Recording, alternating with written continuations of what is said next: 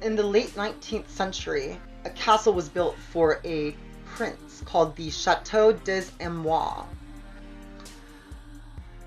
And then, 100 years later to the year, a fiendish and disgusting pedophile by the name of Marc Dutroux would begin his reign of terror by kidnapping, assaulting, raping, and just generally being a nasty, horrific human being to children. What this would uncover would change the world of Belgium forever. What do those two things have in common, do you ask? What does a castle built in the 19th century have to do with a pedophile who offended in the 90s? Well, find out now on Investigates After Dark. Welcome to Investigates After Dark, a program wherein we uncover hidden truth and unknown meanings. We pierce through the concealment, we peer around the corners, we cite every fact, we explore every lie. This is Investigate After Dark. Trust no one. Marc Dutroux was, by all accounts, a loser. From the time he was born until the time that he became the custody of the Belgian government, he had no job whatsoever. No real specialized training, no work history. And yet, Marc Dutroux managed to maintain 7 houses that he, like, personal residences, along with getting infusions of money anywhere from $30,000 to $100,000. This money would always go into his wife's bank account. Marc Dutroux first started his life of crime and sadism early on, and when he was in his 20s, he committed his first recorded sexual violence crime, which was he attacked an adult woman, and assaulted her. He went to jail for the rape and got off supposedly for good behavior. He then would commit his first, I believe, murder. He would kidnap a little girl, but like a year after he made parole, he'd be caught kidnapping a little girl and sexually abusing her before killing her. He went to prison for that one, so this would be his, like another offense that should count for something. And yet, Marc Dutroux, after being convicted of murder and child molestation, including before and after the child was alive, by the way, Marc Dutroux also desecrated the corpse, or defiled it, if you will.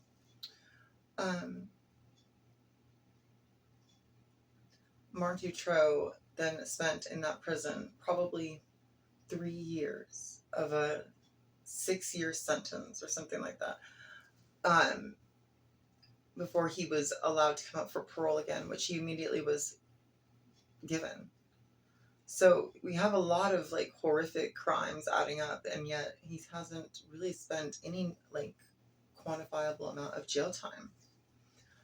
Marc Dutroux would eventually be brought in and convicted on 2 counts of on the 2 charges of killing a young girl, 2 young girls. I believe that they were sisters. Marc Dutroux kidnapped them. One was, I believe, 12, and the other one was 5. Marc Dutroux took them back to one of his residences, wherein he had a special underground dungeon built, hidden behind a bookcase.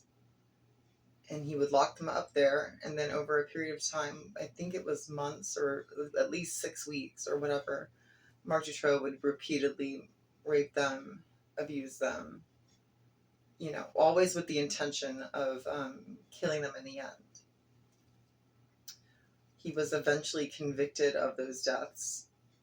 And also, interestingly, the police, when they came to Marc Dutrox's house to look for the bodies of one of the victims of his, the police were within, talking distance of a shed that was one of the locations, one of the places that Marc Dutrox would store children in between, moving them. Dutrox would go into custody, put on trial for those two crimes. Well, more than that, but those two,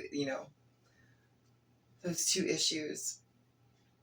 But he would also later tell and continue to tell a very interesting confession.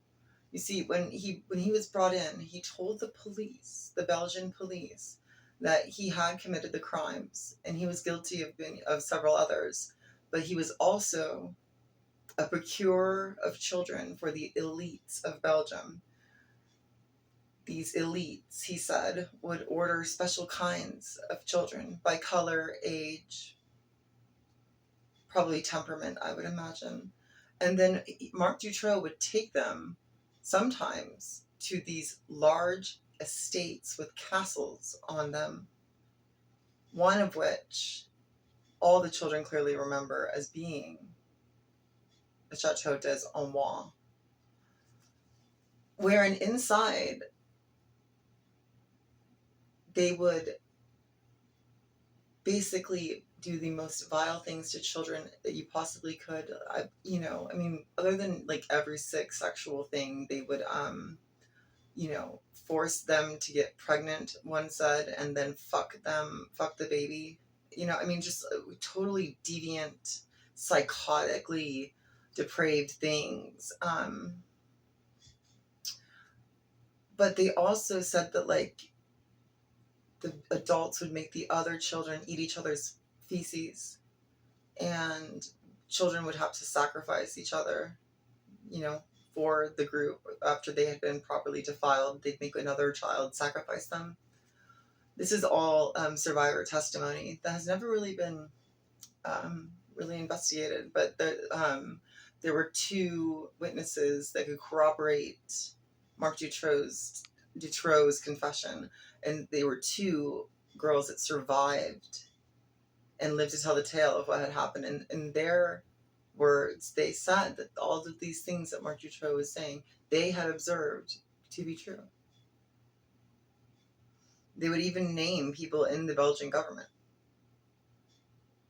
that they believed were complicit and part of the large group of elite rich men that included Americans, famous Americans and famous, European aristocracy or whatever it may be. And they would arrive at these castles and they would take the children, and the worst things you could imagine would take place.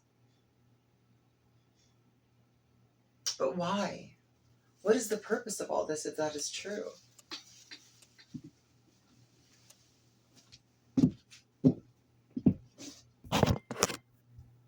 Body needs to confirm and validate these things, and be skeptical about them, not to just accept things for face value. So the police, after even talking to the young girls about what happened, still wanted more confirmation. So the police would eventually bring into custody several of Marc Dutrox's cohorts, all of which were pedophiles who confessed to the same thing Marc Dutrox was confessing to, that they were participating in a well-established international elite child sex trafficking ring for the purpose of the private pleasures of the elites. And I think that this is a good place to sort of take a minute and try to figure out that if this is really going on, what are they sacrificing a child to? Is it the devil? Is it Satan? Are they Satanists? And no, they're not. This is not Satanism. This is what you would call devil worship. My best guess is that they're practicing some sort of mysticism pioneered by Aleister Crowley in the almost, I think, 100 and something years ago now. Aleister Crowley was a practitioner of sex magic, and I would imagine that there is some sort of relation to that, if it is done for religious purposes. Um, and they're obviously worshiping some sort of pagan entity, some sort of dark, malevolent force, or at least a force that in its own mind doesn't think there's a problem with having children sacrificed to it. Some people think that it could be the Babylonian god from the Bible, Moloch. He was one of the ones that you sacrificed children to. But no one really knows for sure what entity could be being worshipped and sacrifices like children given to. But it isn't just what we would call Satan. I would say that these rituals predate the Christian God by a long way. These entities that are involved would predate the Bible. They've always been around. They're like primal, I would think. That's just my private theory. But that's just for clarification. No, they are not Satanists. For the purposes of what we say, I would say the most accurate phrase is devil worshiper. Satanist is not the same thing. A Satanist is a member of the Church of Satan, founded by performance artist and fraud Antoine Levey. And the creeds of Satanism essentially just boil down to selfish atheism, believing oneself is God. They don't believe in a God or a devil, at least according to their doctrine. So atheism or Satanism is not what you should apply here. These people are worshiping, something dark and something that came way before Antoine Levey painted his house black and pretended he talked to the devil or whatever to preach his doctrine. He could have just written a self-help book, but like Mr. L. Ron Hubbard. Anyway, I'm getting off topic.